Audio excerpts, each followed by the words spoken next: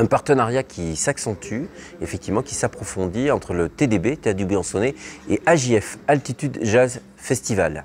Bien, ce partenariat va prendre la forme que déjà il y a 15 jours qui vont être dédiés dans la programmation à AJF, donc il n'y aura pas d'autres spectacles au théâtre que ceux d'AJF. Et puis aussi il y a un mix entre les deux équipes qui vont travailler de manière conjointe.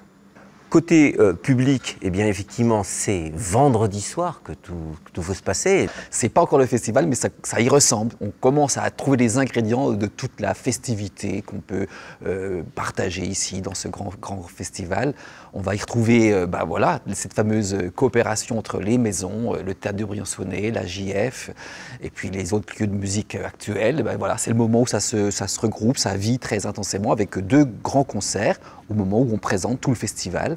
Donc tout va être dit, les 30 concerts, les grandes soirées, les soirées dans les salles, les soirées hors piste, les soirées dans les bains de Monétier par exemple, je ne veux pas tout dévoiler maintenant, les surprises, les grands noms, les ouvertures, les créations de disques. Voilà, il y a 2 disques dont on verra les premières à ce moment-là.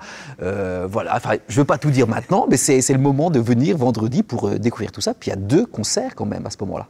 Dans le théâtre. Il y a Ilan Ersain Istanbul Session, c'est un saxophoniste new-yorkais qui vient de l'underground de New York, voilà, et qui a rencontré des amis, des musiciens turcs, et c'est lui qui va être accueilli sur le plateau avec ce quartet du Théâtre du Briançonnais. Et puis plus tard dans la soirée, on va retrouver Zozophonic Orchestra. Alors Zozophonic Orchestra, c'est aussi quelque chose qui a un mix.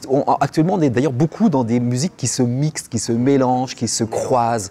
Et Zozophonic, ça va être exactement ça sur le plateau du piano-bar dans ce fameux poulailler. Voilà.